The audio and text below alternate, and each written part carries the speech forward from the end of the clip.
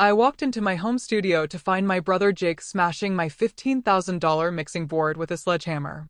My sister Emma held up her phone filming. "This is what happens when you're selfish and won't share your success with family," she announced to her camera. Jake turned around, sweat dripping, hammer raised. "Maybe now you'll learn to help us out." What they didn't know was that every contact in my phone could end their careers with one call. I'm Violet and I'm 34 years old. For the past 15 years, I've built myself from nothing into one of the most respected music producers in the industry. I started in a basement with secondhand equipment, working 80-hour weeks, learning every aspect of sound engineering and music production.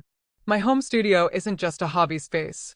It's a $120,000 professional facility where I've produced chart-topping albums for Grammy-winning artists. I work with major record labels, and my client list reads like a Billboard Top 40. I've earned every piece of equipment, every industry connection, every ounce of respect through pure hard work. But to my family, I'm just playing with computers and calling it music. They see my success as something that happened to me, not something I built. And they've decided that since we share DNA, my achievements should automatically become their opportunities. I'm the family ATM who's expected to fund everyone's lifestyle while getting zero acknowledgement for the work behind my success. They dismiss what I do as sound stuff, while demanding I use my connections to make them rich and famous. Hit that subscribe button if you've ever had family members who think your success belongs to them. Have you ever worked hard for something just to have family members act like they're entitled to it? I was driving home from the best recording session of my career. I just finished producing tracks for an artist who was guaranteed to get Grammy nominations, and my phone was buzzing with congratulations from industry executives. I was practically floating on air. But when I pulled into my driveway, something felt wrong. My front door was hanging open, and I could hear crashing sounds coming from my garage studio. I ran toward the noise and found a scene that still gives me nightmares. My brother Jake was standing in the middle of my professional recording space, sledgehammer in hand, surrounded by the wreckage of equipment I'd spent years acquiring. Pieces of my custom mixing board were scattered across the floor like broken dreams. "Finally home from your little hobby," Jake called out without even looking up. "We need to have a family meeting about sharing the wealth." That's when I noticed my sister Emma in the corner, phone held high, live streaming the destruction to her followers. "You've been hoarding opportunities while we struggle," Emma said directly to her camera. "Time to give back to the people who supported you." I lunged forward to stop him from destroying more equipment, but Jake stepped toward me aggressively. "Don't even think about it." Emma kept filming, narrating like some twisted sports commentator. "Look how selfish she is, protecting her toys instead of helping family." Jake started listing his problems like I owed him solutions. His construction business had failed. He had unpaid loans. He needed me to invest in his comeback. Emma jumped in demanding I use my industry connections to make her an influencer. She deserved fame. She claimed. "You think you're better than us because you play with computers and call it music?" Emma sneered, still recording. "We raised you, supported your dreams," Jake added. "Now it's payback time." When I pulled out my phone to call the police, Jake shoved me hard. I crashed into my damaged equipment, pain shooting through my ribs. Emma actually laughed while filming. This is going viral. Entitled sister refuses to help struggling family. Jake raised the sledgehammer again. "Here's the deal. 50,000 errors dollars, cash, plus you get Emma meetings with record labels, or I keep swinging until there's nothing left." I stared at them both, realizing my own siblings had just declared war on everything I'd built. Over the next few days, I discovered this wasn't some impulsive outburst. They'd been planning this assault for weeks. Emma showed me a detailed spreadsheet listing my equipment values and researching my industry contacts. They'd done their homework. Jake presented me with typed demands like some kind of business proposal. $50,000 immediate payment. Guaranteed meetings with record label executives for Emma's music career. Plus, I had to hire his construction crew for a studio expansion I'd never planned. "I've already told my guys you're bringing them on for a big project," Jake said with a smug grin. "Don't make me look like a liar." But things got worse when Emma posted her edited footage online. She'd cut together clips to make me look like a heartless sister who'd abandoned her struggling family. Her followers ate it up. Family greed at its worst. Read one comment. Imagine being too selfish to help your own siblings. Within hours, Emma's army of followers had found my professional social media accounts. They flooded my business pages with accusations about my character, calling me greedy and heartless. Potential clients started questioning whether they wanted to work with someone who treats family badly. Jake escalated by bringing his construction crew to my house. 5 guys in hard hats showed up at my door, claiming I'd promised them work contracts. "Violet owes us jobs," one of them said. "Jake told us she's got big projects coming up." I realized Jake had been using my name to make promises I'd never agreed to. These men expected payment for work that didn't exist. The final blow came when I returned home one evening to find they'd changed my locks. "Family intervention," Emma announced through the door. "Until you start sharing properly, we're protecting you from making more selfish decisions." They were holding my own house hostage. Jake continued destroying equipment daily, claiming it was motivation for my compliance. Emma Livis streamed each session, building her follower count on my trauma. The comments cheered her on. "Make her pay for being selfish. Family comes first always. She deserves this for hoarding success." But I wasn't just sitting there taking it. I started documenting everything. Every threat, every piece of destroyed equipment, every fraudulent claim they made using my name. I recorded conversations on my phone and took photos of the damage. That's when I reached out to my cousin David, the black sheep of our extended family who'd been cut off years ago for refusing to enable everyone else's dysfunction. He understood exactly what I was dealing with. "They did the same thing to me," David said when I showed him the evidence, demanded money, destroyed my property when I refused, turned the family against me. David helped me safely retrieve my backup drives and most important files while Jake and Emma were out. We discovered they'd been using my name to scam potential clients, promising recording services I'd never agreed to provide. "You need to fight back," David said. "These people only understand consequences." I was starting to realize he was right. I spent those nights at David's apartment supposedly licking my wounds and figuring out how to meet Jake and Emma's demands, but I wasn't planning surrender. I was building a war chest. While they thought I was broken and desperate, I was systematically documenting every piece of evidence, screenshots of Emma's harassment posts, photos of destroyed equipment with timestamps, audio recordings of Jake's threats and demands. What they didn't know was that I had direct phone numbers for executives at every major record label and streaming platform in the country. 15 years in this industry hadn't just given me technical skills. I'd built relationships with people who could make or break careers with a single phone call. Grammy-winning artists trusted my judgment completely. Label presidents valued my recommendations. Platform executives knew I only vouched for trustworthy people. My client list wasn't just musicians. I'd worked with journalists who covered industry scandals, lawyers who specialized in entertainment fraud, even executives at construction licensing boards who regulated Jake's industry. The assault and destruction had been captured perfectly by my hidden studio security cameras. Jake shoving me, Emma laughing while filming my pain. Both of them threatening my livelihood. It was all recorded in high definition.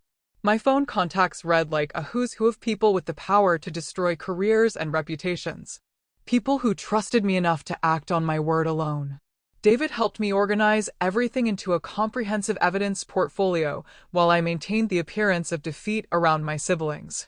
They thought they were extorting a pushover who'd built her success through luck. They had no idea they just declared war on someone with the power to end careers. Sometimes the quietest people have the loudest connections. David became my strategic planning partner, helping me coordinate evidence collection while my siblings celebrated their apparent victory. He knew family secrets that could expose years of their manipulative behavior patterns. "They've done this before," David explained. "Remember when they pressured Uncle Robert into co-signing Jake's business loan? Or when Emma convinced Grandma to pay for her modeling portfolio that never existed?" Meanwhile, Jake and Emma grew increasingly arrogant. Their demands expanded beyond money and connections. Now, they wanted me to buy them houses, cars, and fund Emma's entire lifestyle as a full-time influencer. Jake started advertising construction services online using photos of my destroyed studio, claiming he'd renovated recording spaces for industry professionals. Potential clients were calling him based on work he'd never done. Emma quit her retail job completely, expecting my music industry connections to make her famous immediately. She was already planning her acceptance speech for awards she'd never win for talents she didn't possess. You can do this the easy way or the hard way. Jake threatened during one of his daily visits to intimidate me, but you're going to pay what you owe us. Emma created fake social media posts showing her collaborating with major artists using photos from my actual studio sessions. She was building her entire online presence on lies about my career. They scheduled a family intervention for the following weekend, inviting aunts, uncles, and cousins to witness my public surrender. They planned to shame me into complete compliance in front of everyone who mattered to us. Once the whole family sees how selfish you've been, Emma said smugly, you'll have to choose between paying up or being cut off from everyone forever. David helped me prepare while maintaining my defeated appearance. We organized surveillance footage, documented financial fraud, and compiled testimonials from industry professionals who'd witnessed their harassment. They think they're about to win everything, David said as we reviewed our evidence portfolio. They have no idea what's coming. The intervention was exactly what I needed, a room full of witnesses for their complete destruction. Have you ever reached the point where you realize someone had pushed you too far to ever forgive? The family intervention was held in my parents' living room, packed with aunts, uncles, and cousins who'd been fed Jake and Emma's version of events. I walked in carrying what appeared to be signed contracts and bank transfer paperwork, looking defeated and ready to surrender. Thank God she's finally being reasonable. My mother whispered to my aunt. Jake stood 10 up like some kind of family patriarch. Violet has agreed to meet our very fair demands. She's going to help family the way family should help each other. Emma was already live streaming, announcing to her followers that her selfish sister was about to make things right. That's when I sat down my papers and smiled. You want to know about family loyalty? I said, pulling out my laptop. Let me show you what real consequences look like. I clicked play on the security footage from my studio. The room fell silent as they watched Jake destroying my equipment with a sledgehammer while Emma filmed and laughed. The audio captured every threat, every demand, every moment of violence. You can't prove anything, Jake stammered. This is family business. Actually, I can prove everything. I replied calmly. And I already have. I opened my phone and showed them the confirmation emails. Jake, your construction license is under investigation for fraudulent advertising using my credentials. The licensing board received a detailed report yesterday. Jake's face went white. Emma, your social media accounts are being reviewed for coordinated harassment and fraud. Instagram, TikTok, and YouTube have all received comprehensive evidence packages about your harassment campaigns and fake collaboration posts. Emma stopped live streaming immediately, panic spreading across her face. The extended family was staring at the security footage, realizing they'd been manipulated by complete lies about my selfishness. But that's not all, I continued. I opened another folder on my laptop. David, would you like to share what you know about their financial history? David stood up with his own evidence portfolio. Jake has defrauded 3 previous business partners. Emma has run scams on dating apps and crowdfunding sites. They've been exploiting family members for years. The Construction Licensing Board was very interested in Jake's pattern of fraudulent business practices. I announced, and social media platforms take harassment and impersonation very seriously. Jake tried to interrupt. This is ridiculous. We're family. You destroyed my studio thinking I was helpless. I cut him off. Now watch me destroy everything you built on lies. Emma was frantically trying to delete her social media posts, but screenshots of everything were already submitted to platform review teams. The best part? I smiled. Every industry contact I have now knows exactly who you both are. Within 2 weeks, Jake's construction license was permanently revoked for fraudulent business practices. The licensing board found a pattern of using false credentials and misrepresenting client relationships that went back years. Emma received permanent bans from Instagram, TikTok, YouTube, and Facebook for coordinated harassment and impersonation. Her influencer dreams died overnight when she lost access to every major platform. My industry connections ensured both siblings were blacklisted from any music or entertainment opportunities. Word spreads fast in tight-knit industries, and everyone now knew exactly what kind of people they were dealing with. The extended family apologized profusely once they understood how deeply they'd been manipulated. My parents were mortified by what they'd witnessed on the security footage. David helped me rebuild my studio in a new location, far from toxic family access. My career flourished as industry professionals respected how I'd handled the situation professionally and decisively. Jake and Emma faced complete financial ruin as their scam-based income sources disappeared permanently. Their reputations were destroyed in their respective fields.